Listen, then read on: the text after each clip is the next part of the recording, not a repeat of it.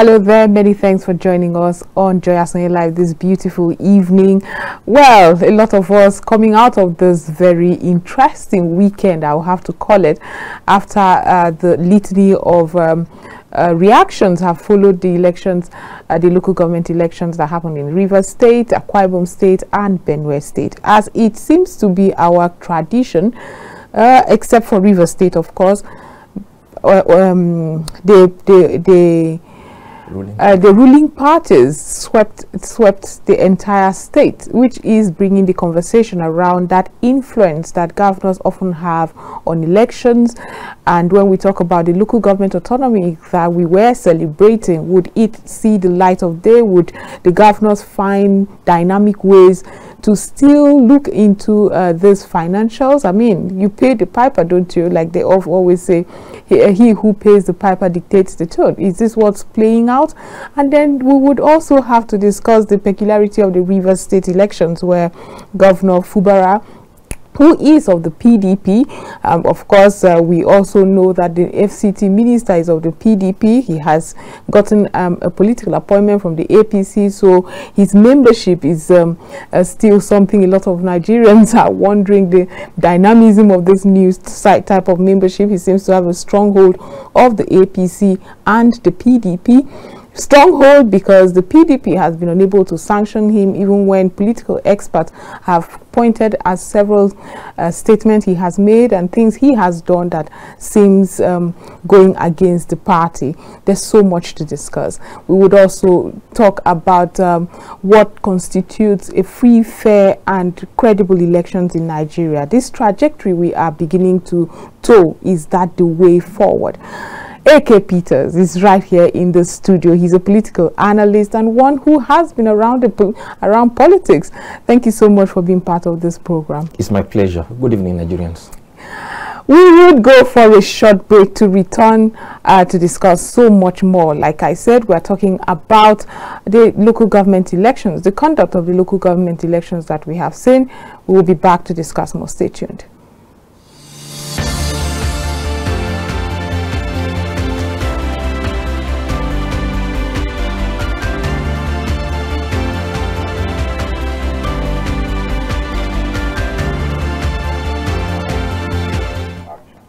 Welcome back from that very short break. Mr. Peter, let's just go straight to what happened, especially in Rivers State.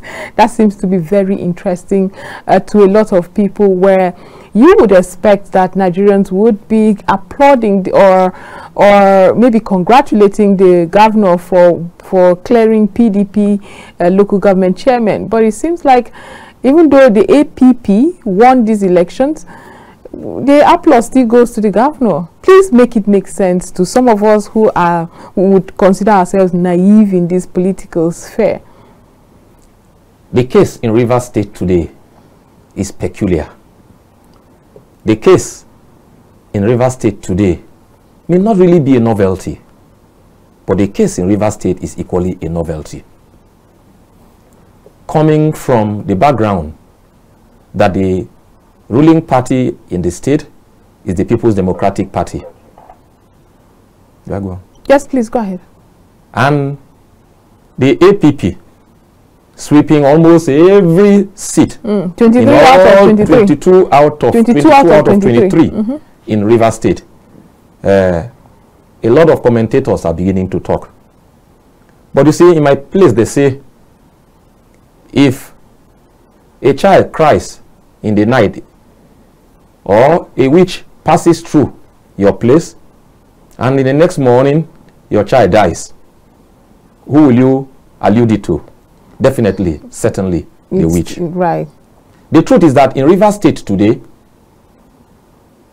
the People's Democratic Party is almost non-existent.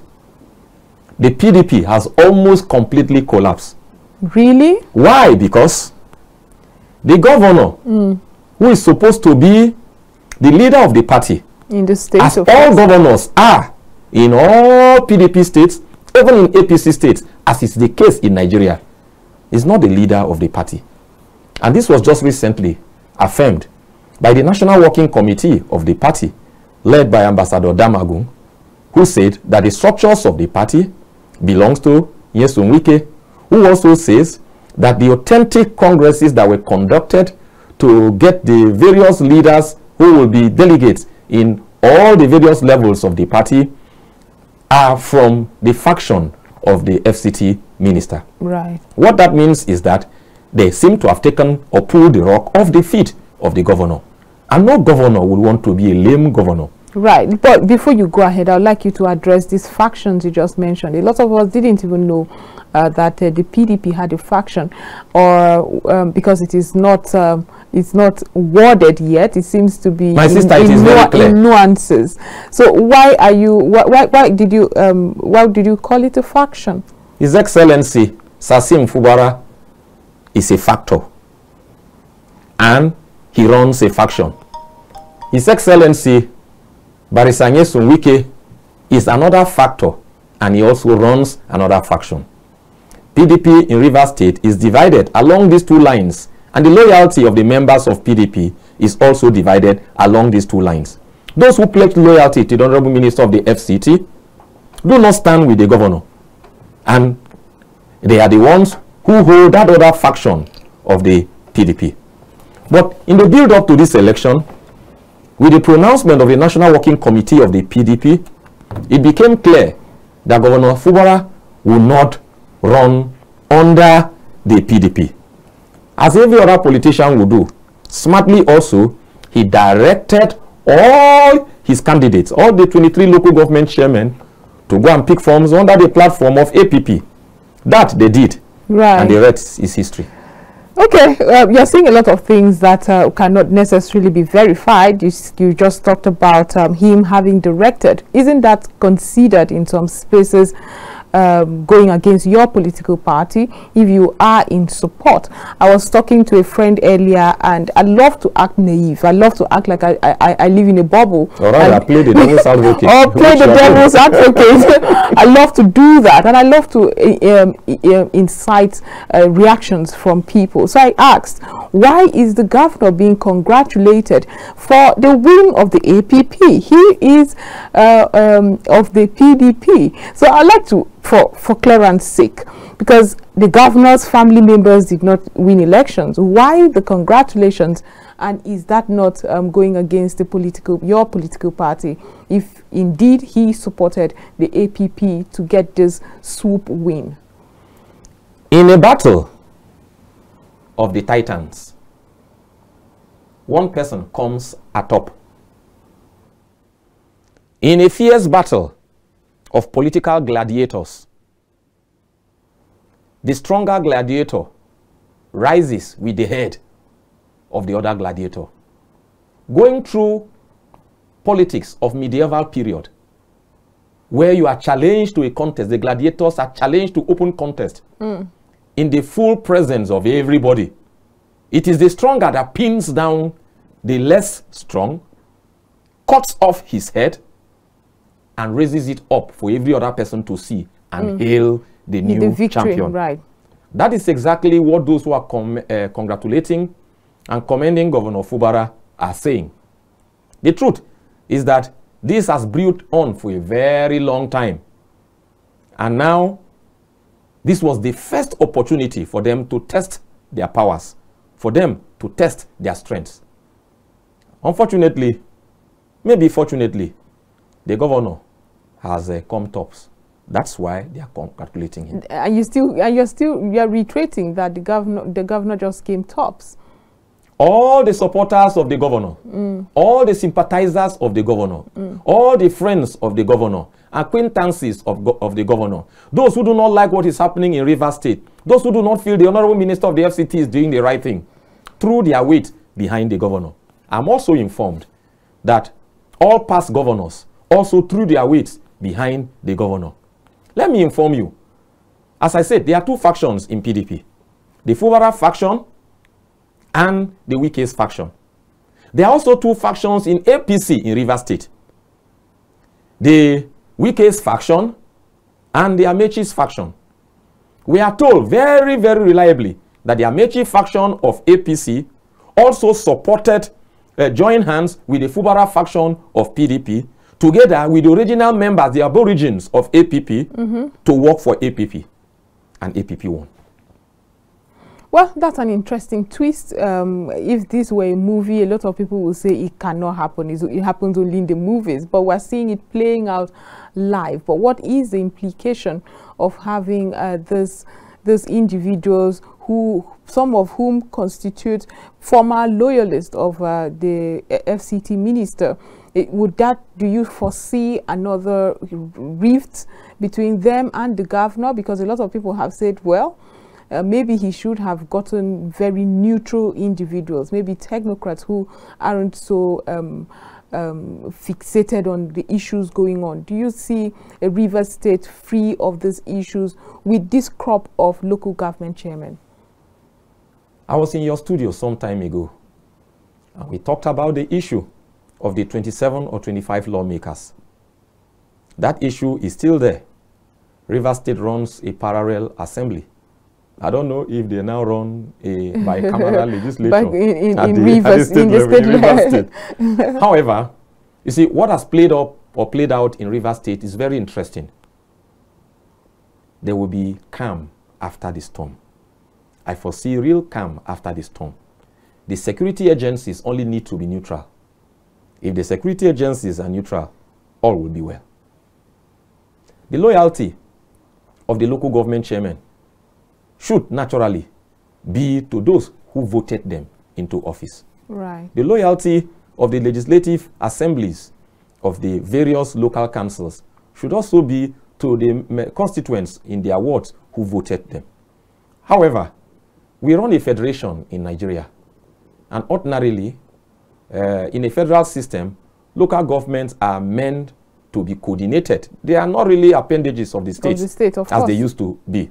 They are supposed to be coordinated by the states, because it is the state houses of assembly that enacts the necessary legislation, the edicts that are used to run the local government system. Recently, I saw a state that extended the tenure of local government council leaders to 4 years. I guess that is Cross River State. So, because it's going to be that way, and because they need to really work hand in glove with the state authorities, they will need to pay some reasonable level of loyalty to the governor. And that is why in your introduction you said, it seems that the ruling parties in every state maintained a clean sweep. Yes, it was a clean sweep in Benue. It was a near clean sweep in Akwa Ibom and Rivers. Right. You recall that in Akwa Ibom State, Esienidom local government was won by APC, right. While in Rivers State, Eche local government was won by AA. Right. However, I don't see those council chairmen remaining in those parties for a very long time. Very soon, crisis will brew in those local governments, and those two council chairmen will join the APP and the PDP for Rivers and Akwa Ibom respectively. Watch out and see it will play out that way. Now, you have mentioned something very important, and this is coming at the backdrop of that celebration of the local government autonomy ruling, Supreme Court ruling. What does this portend for activities moving forward? Do we even understand what it means to have financial autonomy? Are these governors disinvested because they still have, they still want to have some sort of exert influences on this local government? It is not just happening for the first time. The court has just only affirmed the position of the law, the position of the Constitution. You recall, in the build-up to this Fourth Republic, the first stanza of this Fourth Republic, 1999, local government elections were the first to be conducted. And these local government elections were conducted in December 1998. Right. Just a few, 2 months before the general elections. And the product of those local government elections, the first local government chairman, and I think the next set that came after them, enjoyed complete autonomy. Right. The local government chairman live at the grassroots. Leadership, governance at the grassroots is very important, and it has been neglected for so long a time. So much so that the local government chairman can't even come to his own community and be able to construct a drainage in his community or a culvert in his community, or support some educational things for primary schools that come under his purview in his local government. We are going back to those glory days. But all we need to do now is to ensure that there is financial discipline, there is probity, there is transparency, there is accountability, there is monitoring of the movement of these funds. If this is done, you will see local government system, the local government system flourishing, because local government chairmen know what the people need.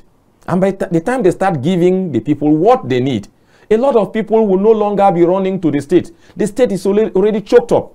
All politicians at the local level, everybody wants to become an SA, an SSA. Everybody wants to become a commissioner or something at the state level. The governors have taken so much onto themselves.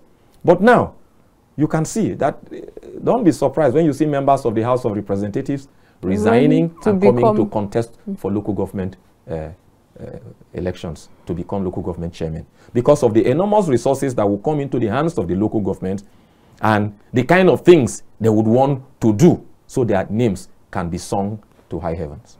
Are you not also afraid that this can be grossly abused? I mean, when you look at our political terrain, how much participation do we have citizens in, where you say, you know what, this project, we need accountability, we need your procurement document, we need to audit you, we need to know that you're transparent in your dealings.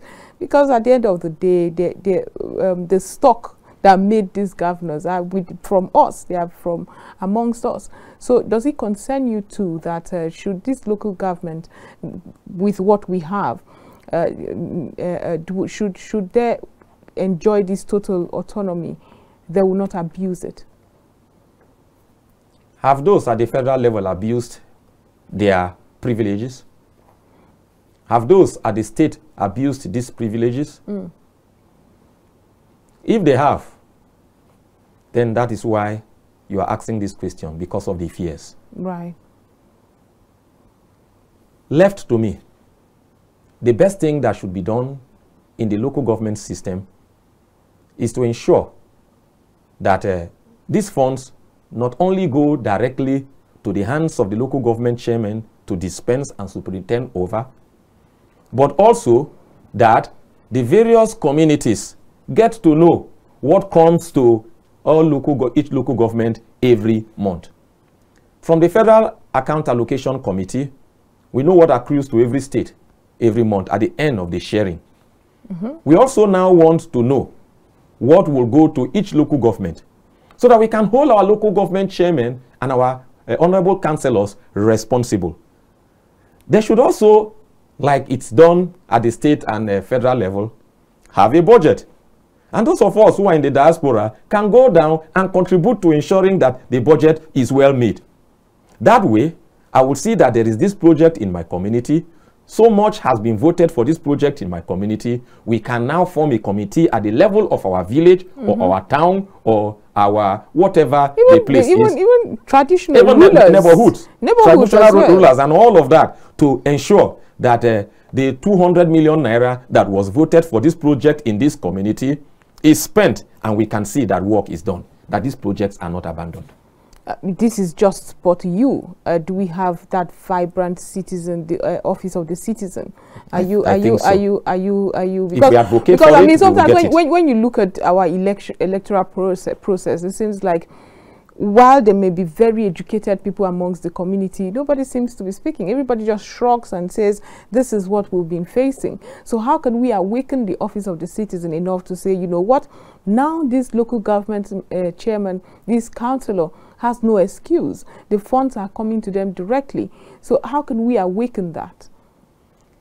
The governors should help this democracy to work.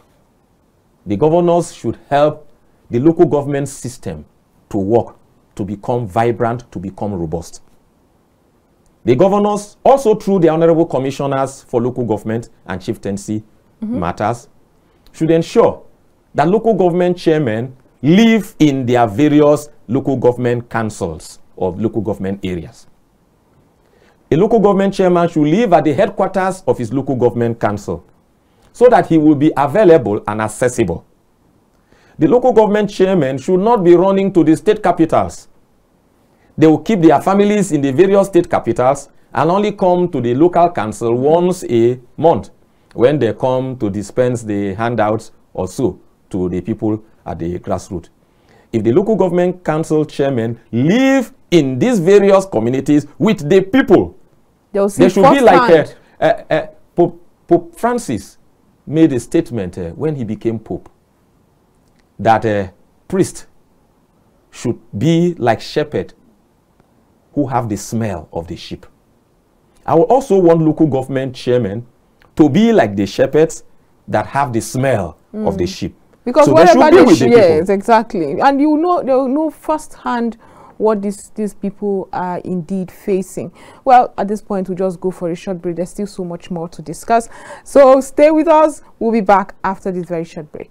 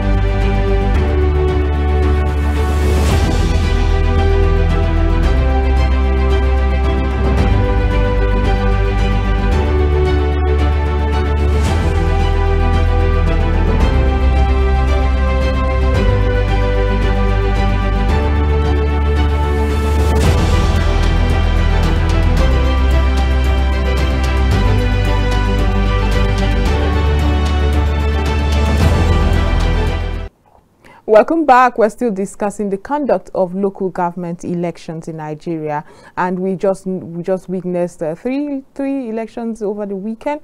The question now is that what we call a free, fair and credible elections? We saw in Rivers State, for instance, where security agents were not in sight, and indeed the elections went ahead. A lot of people have also criticized that act.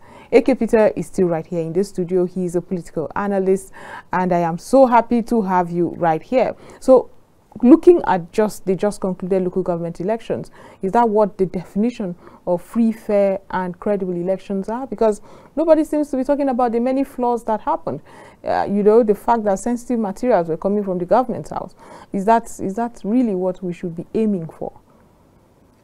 It's really very unfortunate that after 25 years, we are still crawling. It's really, really, really so unfortunate. However, we have taken off. We are moving. And certainly we'll get there someday. I wouldn't say these elections were so bad. They were bad, but they were not so bad. We have a lot of take-homes from these elections. The fact that the states now have democratically elected local governments in their various councils is one plus. The fact that the people trooped out in their number and still had confidence in the ballot box to come and vote speaks volumes. The fact that it was not a clean sweep in Rivers State and Akwa Ibom State. In fact, in Rivers State, we have 5 political parties. 5 political parties won different seats. 2 political parties won local government chairman. The Labour Party and some other parties, 4 other political parties won the various 7 councillorship seats or so. For me, it's a major step in the right direction. Over time, we will right the wrongs and move forward. I've often wondered, I mean, look at how the elections went. You said they weren't terrible, but I mean, they weren't so good either. However, have over the years security agents exacerbated the flaws in our electoral process? Would you say that these elections also showed us that you can do without a security agent? The first security is the people. In Rivers State, I saw the people being their security. In Benue State, I saw the people being their security. I also saw the members of the Nigerian Security and Civil Defense Corps rise to the occasion in Rivers State to ensure that there was no breakdown of law and order. Exactly. The elections went on smoothly. It's only the aftermath of the withdrawal of the policemen who were garrisoned in the various 23 local government council secretariats that led to what we are seeing today. But for that, everywhere was relatively peaceful. Now, moving forward, I know a lot of political analysts and experts have often said we really do not need security. If anything, we should get that voter awareness enough to have responsible citizens. Nobody wants to feel intimidated. They just concluded general elections also showed how obviously some security agents were compromised. So would you advise that moving forward, because if Rivers State, as security volatile as they can be, can handle an elections that's a lot of people projected would turn really violent, if Rivers can do it, is it something the nation should start looking towards? It is now clear that we don't need to deploy 35,000 policemen to a gubernatorial election in a state if the people are disciplined. Exactly. It is also very clear that if the people organize themselves very well, things can be done well. I want to give kudos to the people of Rivers State. I want to highly commend them. First, then commend the governor, who believed so much in his people and trusted that the elections can go on with or without the presence of the Nigerian police. Who would have thought? Who would have thought? Who would have thought? In Rivers State of all states, who would have thought? But let's talk about the aftermath. We're beginning to read a lot of very sad reports of some local government secretariats being attacked. I know the president just released a statement shortly before we came on air trying to call for calm in Rivers State. This is the aftermath of an election. Usually this is during elections. So what does it portend? What do you see in all that's happening right now? Mr. President is the father of the nation. Right. If you ask me, he has contributed greatly to the crisis in Rivers State. The president? Mr. President. In President spite Bola of Ahmed Tinubu. In spite of his 8-point reconciliatory agenda? He has turned a blind eye to so many things, so many aberrations. You've forgotten so many unthinkables that are taking place. How about the 8-point reconciliatory? 9-point reconciliatory that the president presided over. Yes. Isn't that what he was being called for? I remember that everybody is an impeachable offense. But a lot of people were asking. For the president to do that. But a lot of people were asking for the president to come in. What should have been well done? It didn't need a political solution. A one-sided political solution. What would you have had the president do? Because remember that it was getting very tense in Rivers State at the time. The president swore to uphold the Constitution of the Federal Republic of Nigeria. That's all he needs to do. Okay. And let me understand how he flouted the Constitution in this regard. The 27 lawmakers should be allowed to return. The impeached speaker should be allowed to be reinstated. The governor should call back all the secretary to the state government and commissioners who had resigned voluntarily of their own volition, and all of that, and all of that, and all of that. It was a resolution that was skewed in favor of one person. But the other party was right there, signed this document. Your governor was seated in that meeting. It is the wisdom of the governor that has brought the peace we seem to find or see in Rivers State today. Would you say there is peace? For respect for the president. Would you say there is peace? And he quietly pulled out. And he had shown he maintains that reasonably. Peter, would you say there is peace? I would have preferred a situation where your governor sits there and says, this resolution would not bring about the attendant reconciliation that we are talking about. This would not work. Let's do it. So that we see some sort of willpower at that level, at that time. Wouldn't that have brought about a proper reconciliation where the minister of the FCT and whatever rift would have been settled there and then? It didn't have to skew towards one person over the other, don't you think? Well, Mr. President has spoken again, and we are happy that as a father, he has spoken, cautioning both the governor and all political actors in the state to sheath their swords and ensure that peace reigns in Rivers State. He has called on security agencies to be up and alert to ensure that there is no further breakdown of law and order. We have heard, we have read, we have also seen that Obiakpo local government has been under serious gunfire. Ikwere local government secretariat, council secretariat was burnt down. Which other one? Emoha local government council secretariat was also burnt down. And Eleme local government secretariat was equally burnt down earlier today. And it was yesterday, or I think today, that the Commissioner of Police asked the policemen who have been in this council secretariat for the past 4 months or so to pull out, given that the new council sheriffs have been sworn in. And no sooner had they pulled out than all of this started happening again. I would want us to respect Mr. President. I would want the Rivers people to respect Mr. President. Right. Elections have been won and lost. Those who won the elections have been sworn in. Those who are not happy can go to court as usual. But we now have leaders at the local government level. Those are the people the law recognizes today as the leaders in the various local government. Let us give peace a chance and allow them try their best. Does it concern you that the governor had already told the world that this was going to happen? They are recruiting and mobilizing non-state actors to attack. And true to his words, just yesterday evening and this morning, we are seeing all these attacks.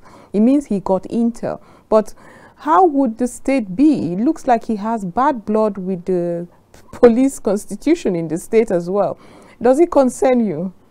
The governor is privy to a lot of security information. Naturally. That is why he's the chief executive. Naturally. And, he knows so much. He hears so much also. My sister, I'm very concerned. Like every Nigerian, I'm very concerned. If we do not heed to the advice and directive of Mr. President, there may be a collapse of a breakdown of law and order in Rivers State. But what has happened has happened. Elections have been won and lost. And we are calling on those who have won to extend a hand of fellowship. Thank God it is local government election. We all come from these communities. Exactly. I don't want it to look as if it is a victor vanquished thing. I want it to look as if it is the community that has won. It is the local people at the grassroots that have won. It is the local governments that have won. Those beautiful ideas that you have, that you would have used to improve your ward as a councillor. If you had won. Or as a local government chairman. They will always say they have. Please, avail the current occupants of those offices these beautiful ideas and work with them. And I want to call on those who have won, not to see themselves as lords and masters. Lords and masters. No. Or emperors. Please, extend that hand of fellowship. Carry the people along. You are the most critical level of leadership in Nigeria. If we run a 3-tier system in our federation, and you are the tier that is closest to the people at the grassroots, the people at the grassroots have been neglected for a very long time. They have suffered deprivation for a very long time. And you have now come. The people are having respite. They are reposing so much trust and confidence in you. I advise the local government chairman, please do not betray this trust and confidence. If they do? The people are waiting for them. Do you think that, I think I asked this question before we came on air, do you think that this will not boomerang on the governor, especially because it doesn't seem like these are his people. I mean, Rivers State now. It doesn't seem like these are his people. No doubt, they are his people. Well, for now, he is the one who directed them. Remember, there was such a time. Take their form from APP. Right. And run under APP. Why should the governor he ensured that his exempt lieutenants worked for them for APP to win, and APP has won. No wonder why everybody is congratulating the governor. Peter, I mean, there was such a time we thought, we saw the former minister, the minister of FCT, former governor of Rivers State, campaigning for this governor. If you asked me at the time, I would have sworn he is his people. I am happy now that you seem to be laying credence to my initial statement that PDP in Rivers State has factions. Now, if you agree with me now, like I said, I like to act like I'm in a bubble. I like to act like I like to act like I am myopic. I love to do that because it's your job. I really needed you to. I needed to get your thoughts on some of these issues. I do understand the rift that has been, and I know how this has affected governance. I must tell you, I wish I saw a more people-centric a reason to fight. It seemed like it was just like you people, politicians like to call it, the need for structure. The need for structure. So with the peculiarity of this Rivers State, how do you suppose governance would be? The governor is of the APC, the former governor is of the APC and PDP. What would you suggest? And the council chairman of the APP. So I mean, it's a very colorful state, isn't it? It's very interesting in Rivers State. I think we should start challenging the people. I strongly do not see Governor Fubara remaining in the PDP for a long time any longer. Right. He's no longer the leader of the party. As I said, the rug has been pulled off his feet. No politician will do that. And I will tell you where PDP did it and they lost, and how they want to do it here again. Let's wait and see how it will pan out. Were you surprised that PDP was even congratulating? Yes. A certain faction of PDP was even congratulating the governor. Even the presidential candidate of PDP in the last election congratulated the governor. Even though the PDP candidates did not emerge. In Cross River State, in the build-up to the 2023 general election, PDP had this same crisis. The former governor of Cross River State, Senator Liel Imoke, was still the leader of PDP in Cross River State. And when they conducted the congresses in the state, the former governor, Liel Imoke, got the structures and didn't allow the incumbent governor, Ben Ayade, to have the structures of the state. And therefore, he decided that he won't give the governor the structures and the governor will remain under him. The governor moved. Now, the governor looked at it. If the National Working Committee, as they have done in the case of Rivers State, can do to him a sitting governor, they will prefer a former governor to a sitting governor. Why will he still remain in the party? Ben Ayade ported to the APC and carried all his local government chairmen and all his state assembly members and all his henchmen, and they went to the APC. He canvassed under the APC, contested under the APC for both the presidency and the Senate, and then he projected a governor under the platform of APC, campaigned for that governor, collapsed the structures of the PDP into the APC, and Cross River State is today an APC state. Yes, if care is not taken, that is the same thing that will happen in Rivers State. In the case of Rivers State, with the smooth marriage of convenience that they are having between the former Governor Rotimi Amechi and the incumbent Governor Sim Fubara, they may just collapse these structures, maybe to the APP, or probably to any other state, and Rivers will lose PDP, or PDP will lose Rivers State. APC will equally lose Rivers State, and Rivers may just be an APP state. Well, that thought, as exciting as that is, because a lot of us have always said, let's not have a two-party state. Let's have diverse political parties, hopefully with diverse opinions. But you know, that's another conversation entirely. Because when you talk about the constitution, the ideology that these political parties face, same old, really. But let's move ahead to discuss the possibility of going to court. You remember that phrase got very popular after the general elections, like go to court. And I know a lot of opposition at the moment. That's where they are citing going to court with the. I'm not sure how to put it and put it nicely. Our judicial system. We need a serious overhaul. We've said that over and over. We see contravening verdicts, court rulings and verdicts, and you ask yourself, for crying out loud, how can this be allowed in a country in this 21st century? Like my people would like to say, in this 21st century, we're recording contradictory verdicts. So does it also come to mind that, well, maybe the APP has won all 23 seats in the local government and several councillorship seats. However, can it be overturned in a court of law? Who are those contesting the result in Rivers State? The APC, for instance. PDP? The APC, for instance. The PDP, for instance. There's the Labour Party there. Did the APC participate? Yes, I mean, I saw at the level I saw Chief Tony Okocha. They wanted to participate. Well, that is why the court system is there, to be able to handle matters like this. Even though, has the court system, I do not have confidence in the Nigerian judiciary. I say this boldly. I do not have confidence in the Nigerian judiciary. The kind of verdicts they churn out or they give, especially in political cases, leaves much to be desired. Indeed, they have always left a sour taste in our mouths. And I do not see it being different this time around. Just like we saw at the national and state elections, I do not think it may be too different in the local government elections.